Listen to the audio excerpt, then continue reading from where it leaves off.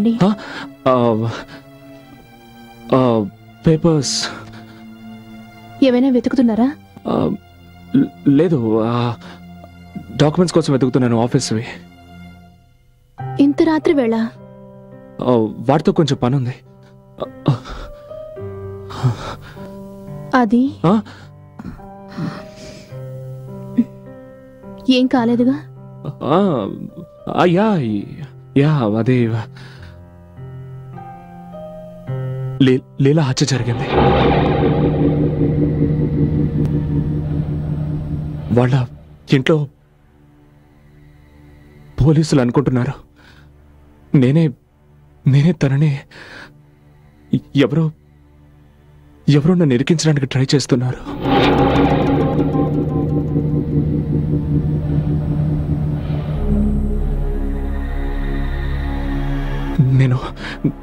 నేను నీతో కొన్ని విషయాలు చెప్పాలి. నాకు తెలుసు. ఏంటి? నాకు తెలుసండి. మీరు ఆవిడ దగ్గర పనిచేస్తున్నారు కదా, అందుకని మీ మీద కూడా అనుమానం వస్తుంది. అందరూ రకరకాలుగా ఊహిస్తారు, పోలీసులు ఇబ్బంది పెడతారు. కానీ యు డోంట్ వరీ, నాకు మీ మీద నమ్మకం ఉంది. నాకు తెలుసు కదా నా ఆది ఎంత మంచివాడు. మీకు తోడుగా నేనుంటాను. ఏం భయపడకండి.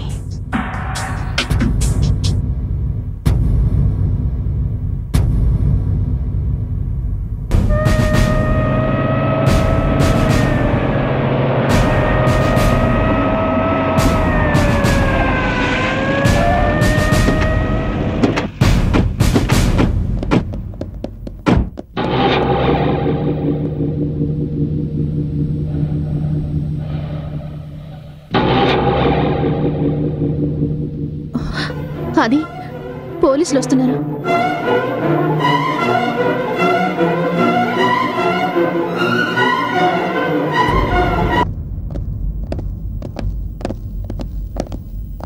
సార్, ఏంటి problem? Arrest warrant. Mister Aditya Prasad లీలావతిని మర్డర్ చేసినందుకు అరెస్ట్ చేయాలని వచ్చాం. ఏంటి? ఏం మాట్లాడుతున్నారు మీరు? ఎక్స్క్యూజ్ మీ మేడం, మేము ఇక్కడికి వచ్చింది మా డ్యూటీ చేయడానికి. మీ భర్తను అడగండి, హత్య జరిగిన రోజు రాత్రి 10 గంటలకు ఆయన ఎక్కడున్నారు? ఇందులో అడిగేదేముంది? నేను చెప్తున్నాను, వీరు నా దగ్గరే ఉన్నారు. మేడం, మీరు మీ భర్తను ఎంతగానో ప్రేమిస్తున్నారు కాబట్టి వెనకేసుకొస్తున్నారు. కానీ మేము చట్ట ప్రకారం నడుచుకోవాలిగా. ఎంక్వైరీ చేసినప్పుడు దొరికిన ఆధారాలన్నీ మిస్టర్ ఆదిత్యని హంతకుడిగా చూపుతున్నాయి. I'm sorry mister Aditya Prasad, నేను మీకు ముందే చెప్పాను, మీరు వీలైనంత త్వరగా ఇదంతా మీ వైఫ్తో చెప్పేయండి అని.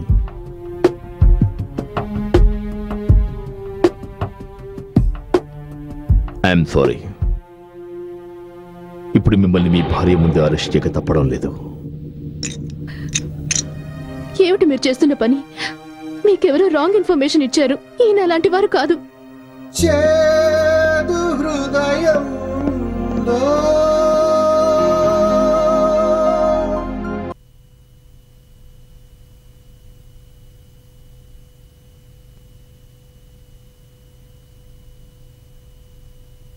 నేను రాత్రి జరిగిందంతా నేను చెప్పాలనుకున్నాను, కానీ నేను చెప్పలేకపోయాను. ఎందుకంటే ఎక్కడ మీరిద్దరూ నాకు దూరం అయిపోతారే ఉన్న భయంతో నేను మౌనంగా ఉండిపోయాను. క్షమించడానికి నేను అర్హుణ్ణి కాను. నీకు క్షమించాలనిపిస్తే నన్ను క్షమించు.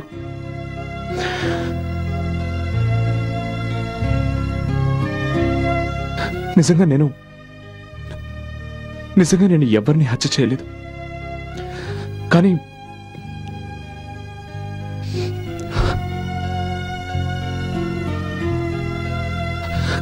నాకు ఒకే ఒక నమ్మకం ఉంది.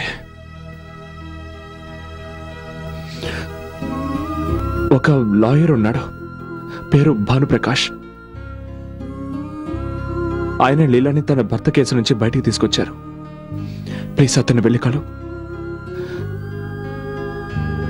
ఆయన ఒక్కరే నాకు bail ఇప్పించగలరు.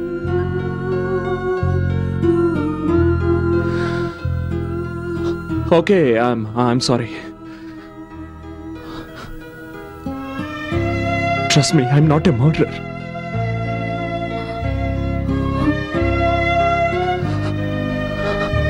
I love you.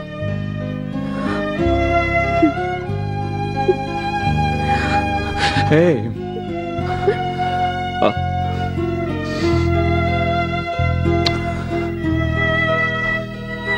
I love you.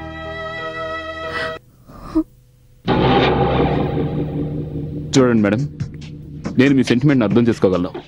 I'll try my level best, కానీ నేను మీకు మాట ఇవ్వలేను. మిస్టర్ ప్రకాష్, ఇది తప్పకుండా మీ వల్ల అవుతుంది. మీరే కదా నిషని కూడా కాపాడారు. ఆవిడ భర్త హత్య కేసు నుండి. అప్పుడు మొత్తం పోలీస్ ఫోర్స్, సాక్ష్యాధారాలన్నీ ఆమెకు విరుద్ధంగా ఉన్నాయి.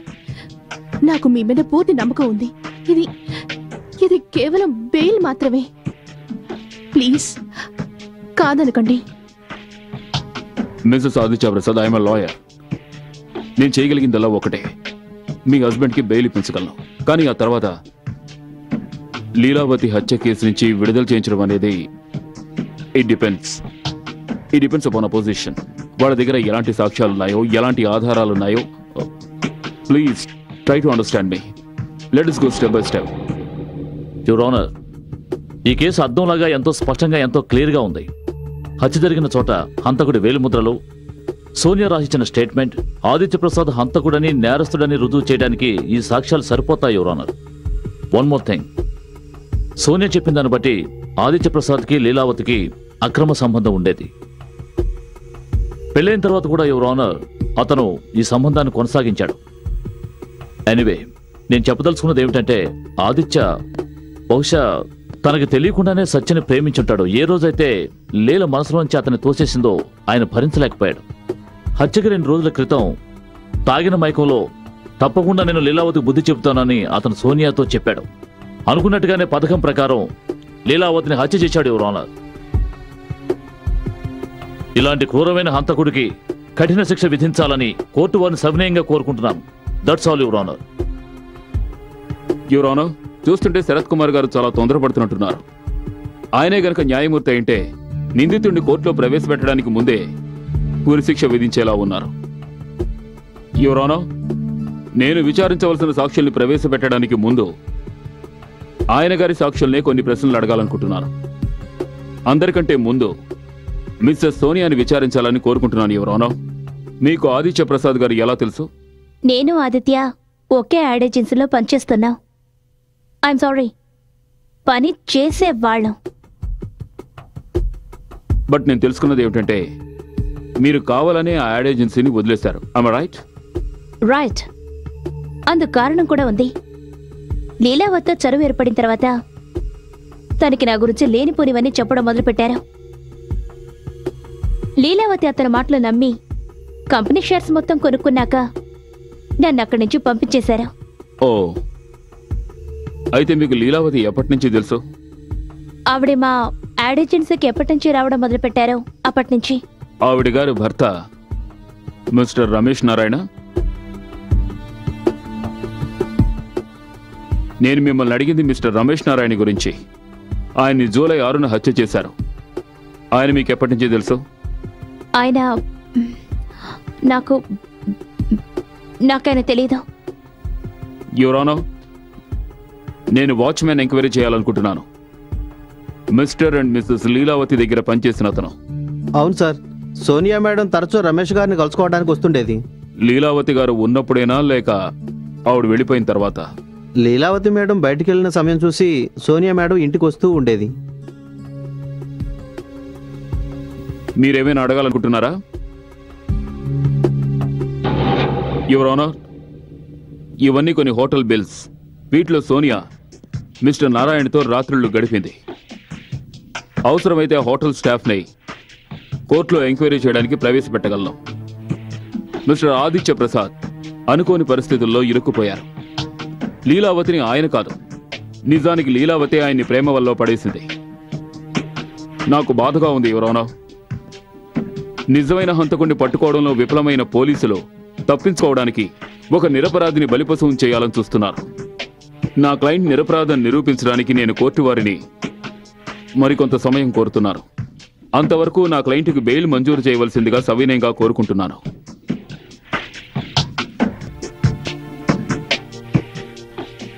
Bail is granted. వచ్చే వాయిదా రోజున నేను నీతో కలిసి కోర్టుకు రాలేను.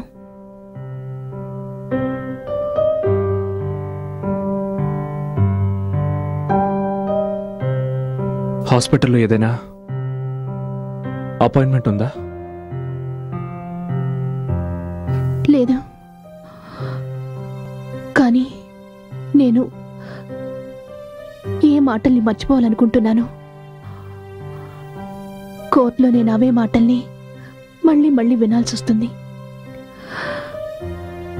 I just can't bear it.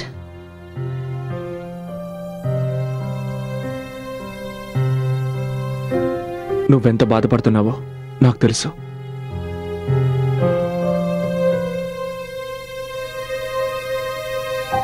కానీ అక్కడ నువ్వు లేకుండా నేను చాలా ఒంటరిగా ఫీల్ అవ్వాల్సి వస్తుంది. నేను విన్నది నిజమైన ఆఫీసర్? మీరు మిస్టర్ ఆదిత్య వాళ్ళ ఆఫీస్కి అతనికి వార్నింగ్ ఇవ్వడానికి వెళ్ళారట? నేను కేవలం ఆయన హెచ్చరించడానికి వెళ్ళాను. దేని గురించి? లీలావతి గురించి. రమేష్ నారాయణ మర్డర్ కేసుని నేను ఇన్వెస్టిగేషన్ చేసేటప్పుడు లీలావతి క్యారెక్టర్ నాకు బాగా అర్థమైంది. లీల తన స్వార్థం కోసం ఇతరులతో అక్రమ సంబంధం పెట్టుకుని తన పని పూర్తవగానే వాళ్ళని వదిలించుకునేది. అంటే మీరు మిస్టర్ ఆదిత్య దగ్గరికి లీలావతి పని పూర్తయిన వెంటనే తన భర్తను వదిలించుకున్నట్టే మిమ్మల్ని వదిలించుకుంటుందని చెప్పడానికి వెళ్ళారు. ఆమె రైట్?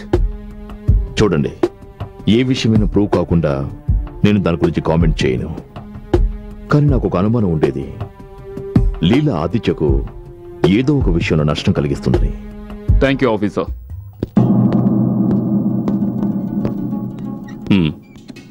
ఇవిగో చూడండి, మీ అనుమానాలకి సరైన సమాధానం. ఈ ఫోటోగ్రాఫ్స్ని కోర్టులో చూపించండి. హంతకుడికి తప్పకుండా శిక్ష పడుతుంది. మీ దగ్గరికి ఈ ఫోటోలు ఎలా వచ్చాయి? ఎవరో నాకు ఫోన్ చేశారు. అతను నన్ను కొంత డబ్బు అడిగి ఈ ఫోటోలు తను చెప్పిన చోటుకి వెళితే దొరుకుతాయన్నాడు. ఇంతకీ ఈ ఫోటోగ్రాఫ్స్ మీకు ఎక్కడ దొరికాయి? నా ఉద్దేశం లీలావతిని హత్య చేసిన వాడు ఉరికంబం ఎక్కాలన్నదే. అందుకోసం నా నుంచి ఏ సహాయం కావాలన్నా చేయడానికి నేను సిద్ధం. యువర్ ఆనర్, ఈ ఫోటోలు ఆ రోజు రాత్రి తీసినవే. అంటే లీలావతి హత్య జరిగిన రోజు రాత్రి తీసినవే. యువర్ ఆనర్, మీరు ఒకసారి ఈ ఫోటోల్ని గమనించారంటే ఈ ఫోటోల్లో డేట్ అండ్ టైం రెండు ప్రింట్ అయ్యాయి. వీటిని బట్టి ఒక విషయం అర్థమవుతోంది యువర్ ఆనర్. హత్య జరగడానికి అరగంట ముందు హంతకుడు ఆ ఇంట్లోనే అక్కడే ఉన్నాడు. బట్ యువర్ ఆనర్, హంతకుడు తనకేమీ తెలియదని పోలీసుల్ని చట్టాన్ని నమ్మించడానికి ప్రయత్నిస్తున్నాడు. మూర్ఖులు చేయాలని చూస్తున్నాడు. కాబట్టి లీలావతిని ఇతనే హత్య చేశాడు. That's all your honour, that's all. Mister Aditya, మీరేమైనా చెప్పదలుచుకుంటే చెప్పొచ్చు.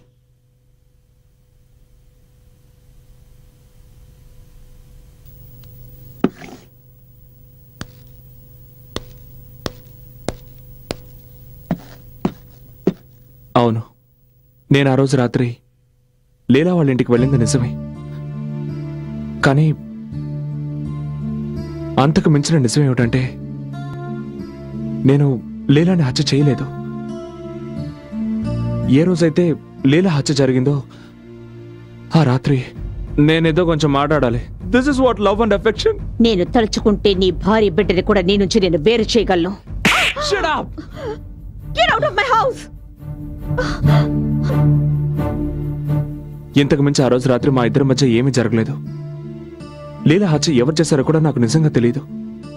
కానీ ఖచ్చితంగా ఒకటి మాత్రం చెప్పగలను, నన్నెవరో ఇరికించాలని ప్రయత్నిస్తున్నారు. అబద్ధం చెప్తున్నాడు యువర్ ఆనర్, ఇతను అబద్ధం చెప్తున్నాడు. అబద్ధాలు చెప్పి చట్టం కళ్ళకి గంతలు కట్టాలని చూస్తున్నాడు. I object your honour. Sharath Kumar గారు నా క్లయింట్ని సరిగ్గా మాట్లాడడానికి కూడా అవకాశం ఇవ్వడం లేదు. ఆయన చూపించిన సాక్ష్యాలు నమ్మశక్యంగా లేవు. పైగా కోర్టు వారికి ఇంతవరకు ఆ ఫోటోలు ఎవరు తీశారో కూడా చెప్పలేదు. యువర్ ఆనర్, ఒకవేళ నా క్లయింట్ తలుచుకునుంటే ఈ ఫోటో స్ట్రిక్ ఫోటోగ్రాఫ్స్ అని చెప్పి రుజువు చేసుండొచ్చు. కానీ ఆయన అలా చెయ్యలేదు. ఎందుకంటే ఆయన చట్టానికి సహకరించాలనుకుంటున్నారు. నిజమైన నేరస్తుడిని చట్టానికి పట్టివ్వాలనుకుంటున్నారు. జడ్జి గారు, నేను ఆమెను ప్రేమించలేదు. అది కేవలం ఆకర్షణ. నాకు తెలియకుండానే ఆమె ఆకర్షణకి నేను లోనయ్యాను. ఒకవేళ తను నా జీవితంలోకి రాకపోయి ఉంటే బహుశా నేను ఆ రోజు రాత్రి నేను ఆ ఇంటికి వెళ్ళుండేవాడిని కాదు. అలాగే నేను ఆ భార్యతో ఈ విషయం గురించి దాచేవాడిని కాదు. జడ్జి గారు,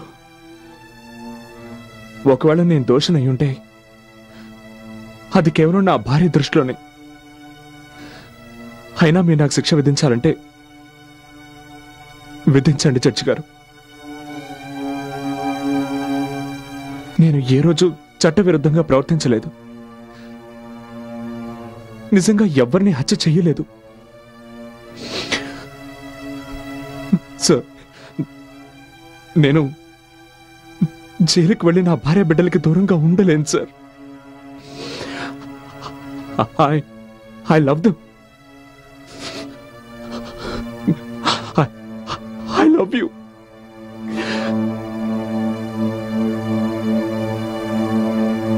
ఈ కేసులో నిర్ణయం తీసుకోవడానికి కోర్టు పోలీసుల సహకారాన్ని కోరుతోంది. అందుకని వచ్చే వాయిదా రోజున ఖచ్చితంగా ఆ ఫోటోగ్రాఫర్ని న్యాయస్థానంలో హాజరుపరచవలసిందిగా ఆదేశిస్తున్నాను. మిమ్మల్ని ఆ ఫోటోగ్రాఫర్ ఒక్కడే కాపాడగలడు. ఒకవేళ మనం ఆ ఫోటోగ్రాఫర్ని కనిపెట్టలేదంటే మనం ఈ కేసు ఓడిపోయినట్టే. కానీ మనం ఆ ఫోటోగ్రాఫర్ని ఎలా కనిపెట్టగలం? చూడండి, నేను మీకు సహాయపడగలను. కానీ మీరు ఈ రోజు వరకు నేను మిమ్మల్ని అపార్థం చేసుకున్నాను. కానీ మీరు కోర్టులో చెప్పిన విషయాన్ని విన్న తర్వాత మీరు ఖచ్చితంగా నిరపరాధం రుజువైంది. ఈ కేసు నేను వాపస్ తీసుకోలేను. కానీ ఆ నోట్ల సీరియల్ నెంబర్లు నా దగ్గర ఉన్నాయి. వీటి ద్వారా మీరు ఆ ఫోటోగ్రాఫర్ దగ్గరికి వెళ్ళొచ్చు.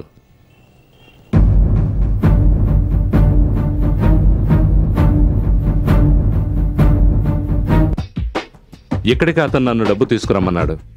ఆ డబ్బు తీసుకుని ఈ ఫోటోగ్రాఫ్స్ ఇచ్చాడు. కానీ ఇది చాలా పెద్ద మార్కెట్ కదా. అతను ఎట్నుంచి వచ్చేది మనకెలా తెలుస్తుంది? ఈ ఏరియాలో చాలా ఫోటో స్టూడియోలు ఉన్నాయి. మనం ఒక్కొక్క స్టూడియోలోనూ అడుగుతూ వెళదాం. ఎక్కడైనా క్లూ దొరకచ్చు. సరే, అక్కడ షాప్ కనిపిస్తోంది, అక్కడ నుంచి స్టార్ట్ చేద్దాం.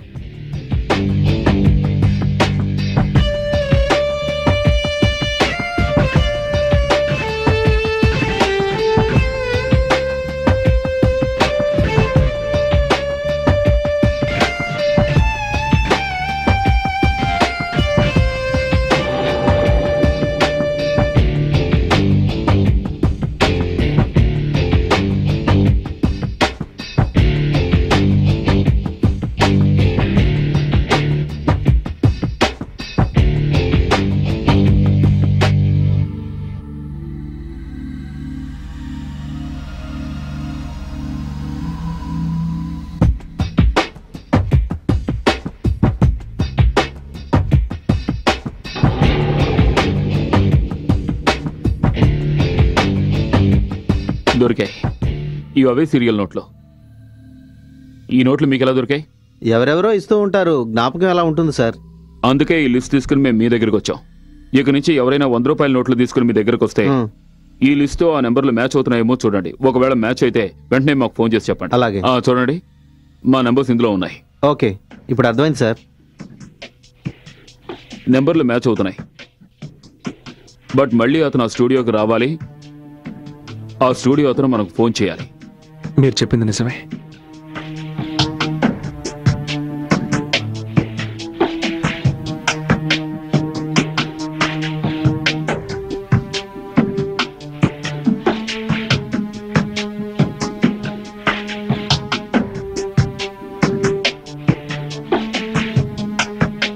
మనకింకా 2 రోజులు మాత్రం టైం ఉంది. ఆ తర్వాత జడ్జి గారు తీర్పిచ్చేస్తారు. Just 2 days.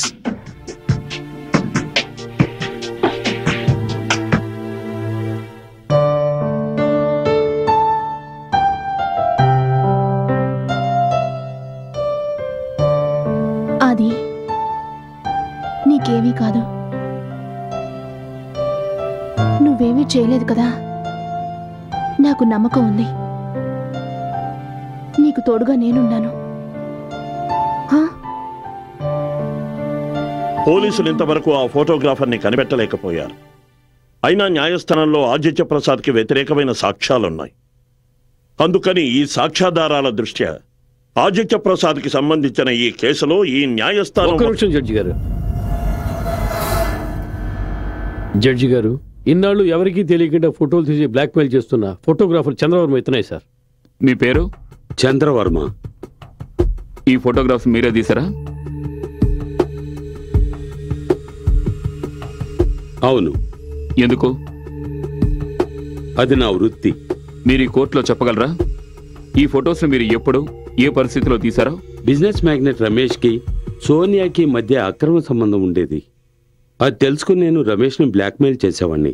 ఒక రాత్రి నేను డబ్బు కోసం ఆయన ఇంటికి వెళ్ళినప్పుడు ఎవరో రమేష్ని హత్య చేయడం నా కంటపడింది. అప్పుడు నేను ఆ వ్యక్తిని సరిగ్గా గుర్తుపట్టలేకపోయాను. కానీ ఇంటి బయట నన్ను గుద్దుకుని వెళ్ళినప్పుడు చూశాను. ఆమె ఇంకెవరో కాదు, లీలావతి. ఆ రోజు నుంచి ఆవిడని బ్లాక్మెయిల్ చేసేవాడిని. ఆ తర్వాత లీలావతి జీవితంలోకి ఆదిత్య ఎంటర్ అయ్యాడు. నా బిజినెస్ ఇంకా డెవలప్ అయింది. ఆ రాత్రి నేను లాస్ట్ డీల్ కోసం వెళ్ళాను. ఆవిడ నాకు 5 లక్షలు ఇస్తానని చెప్పింది. కానీ ఆదిత్యని అక్కడ చూసి నేను బయటే ఆగిపోయాను. ఇద్దరికీ గొడవ జరిగింది. కానీ కాసేపు ఆగిన తర్వాత లీలావతి తన గదిలోకి వెళ్ళిపోయింది. ఆ తర్వాత ఆదిత్య బయటికి వెళ్ళిపోయాడు. నేను మెల్లగా ఇంట్లోకి వెళ్ళాను. లీలావతి మూడవుట్లో ఉంది. నన్ను కోపంతో బయటికి వెళ్ళమంది. పైగా నీ ఇష్టం వచ్చినట్టు చేసుకోమని ఫోటోలు నా మొహాన్ని కొట్టింది. నాకేం అర్థం కాలేదు. మాట్లాడకుండా అక్కడి నుంచి వచ్చేశాను. నెక్స్ట్ డే పేపర్లో లీలావతి హత్య చేయబడినట్టు హెడ్లైన్స్ లో వేశారు. థ్యాంక్ యూ మిస్టర్ చంద్ర, మీరు వెళ్ళొచ్చు. Thank you sir. Your honour, mister Chandra సాక్ష్యం వల్ల తెలిసింది ఏమిటంటే ఈ హత్య జరగడానికి అరగటం ముందే మిస్టర్ ఆదిత్య ప్రసాద్ అక్కడి నుంచి వెళ్ళిపోయారు. తర్వాత ఆయన పికాసో బార్కు వెళ్లారు. అక్కడి నుంచి లీలావతికి ఫోన్ చేశారు. అక్కడ ఆన్సరింగ్ మిషన్ లో మెసేజ్ పెట్టారు. ఆ టేపే ఆఫీసర్ అలీ దగ్గర ఉంది. అక్కడున్న బార్ కుర్రాడితో ఆదిత్య గొడవ పడ్డారు. ఆదిత్య బాగా మత్తులో ఉండడం వల్ల అక్కడున్న బార్ కుర్రాడే టాక్సీ ఎక్కించి ఆయన ఇంటికి పంపించాడు. మరుసటి రోజే ఆయన తన కారును కూడా అక్కడి నుంచి తెచ్చుకున్నాడు. ఎంత ధైర్యం ఉంటే నా మీద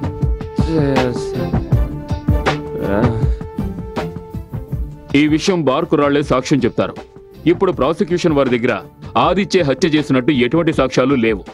సో ఆయనే హంతకుడని రుజువు చేయలేరు. అందువల్ల నేను ఈ కోర్టు వారిని మిస్టర్ ఆదిత్య ప్రసాద్ ని నిర్దోషిగా విడుదల చేయవలసిందిగా కోరుకుంటున్నారు. మిస్టర్ శరత్, మీరేమైనా చంద్రవర్మని క్రాస్ ఎగ్జామిన్ చేయదలుచుకున్నారా? No your honour. లీలావతి హత్య జరిగిన రోజున మిస్టర్ ఆదిత్య ప్రసాద్ ఆవిడ ఇంటికి వెళ్లిన మాట నిజమే అయినా మిస్టర్ చంద్రవర్మ బార్ కుర్రాళ్ల సాక్ష్యాల వల్ల అతనికి ఈ హత్యకు ఎలాంటి సంబంధమూ లేదని రుజువైంది. ప్రాసిక్యూషన్ వారు ఇంతవరకు ఎన్ని సాక్ష్యాలు ప్రవేశపెట్టినా వారు ఆదిత్య ప్రసాదే లీలావతిని హత్య చేసినట్టుగా రుజువు చేయలేకపోయిన కారణంగా ఈ కోర్టు మిస్టర్ ఆదిత్య ప్రసాద్ని నిర్దోషిగా భావించి విడుదల చేస్తోంది. అసలైన హంతకుడు ఎవరన్నది కనిపెట్టవలసిందిగా పోలీసుల్ని ఆదేశిస్తోంది. The case is dismissed. రాబాబు. Hi sir. Hello. Have a seat. You are a very lucky man. మీ భార్య ఎంతో తెలివైంది. ఒకవేళ మీ ఆవిడ లాస్ట్ మినిట్లో ఆ ఫోటోగ్రాఫర్ని కనుక తీసుకురాకపోయి ఉండుంటే ఈ కేసు మరో రూట్లో వెళ్ళుండేది. 1 మినిట్. చంద్రాని సత్య కాదు దివాకర్ తీసుకొచ్చాడు కదా? కాదు. దివాకర్ కేవలం అతన్ని కోర్టుకు తీసుకొచ్చాడు. అతన్ని కనిపెట్టింది మీ ఆవిడే. ఎప్పుడైతే సిల్వర్ స్టూడియో ఓనర్కి చంద్ర గురించి తెలిసిందో అతను మీ ఇంటికి ఫోన్ చేశాడు. ఆ ఫోన్ సత్య తీశారు. తన ప్రాణాలను కూడా తెగించిన సత్య స్వయంగా చంద్రను కలుసుకోవడానికి వెళ్ళింది. అలాగే అతన్ని మీకు అనుకూలంగా సాక్ష్యం చెప్పడానికి ఒప్పించింది.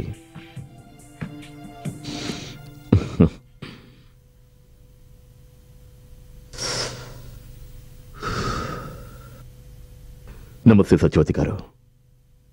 భార్య అంటే ఇలా ఉండాలి. ఆయన కోసం మీరు ఎంతో చేశారు.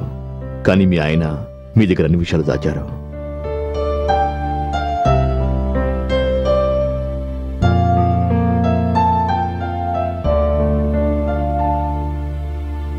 మీరు టీ తాగండి, నేను బయలుదేరుతాను.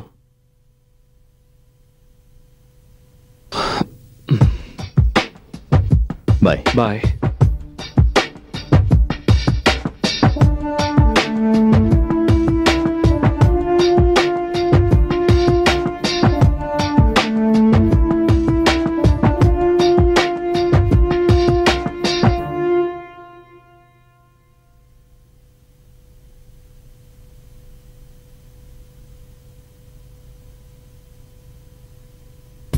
నేను దేన్నైనా భరించగలను, కానీ నా కొడుకు తండ్రి నీడ లేకుండా బతకడం నేను చూడలేను.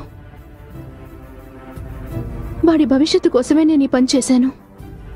నాకిదే మంచిదనిపించింది. లోకం దృష్టిలో అది మంచో చెడో నాకు తెలియదాది. నేనొక తల్లిగా ఆలోచించాను. నువ్వు చెప్పేదాన్ని బట్టి చూస్తుంటే నీకు హంతకుడు ఎవరో తెలుసా? తెలుసు. అయితే మరి కోర్టులో అతని పేరు ఎందుకు చెప్పలేదు? ఎందుకంటే హంతకుని పేరు చెప్తే నా కొడుకు తన తల్లికి దూరం అవుతాడు.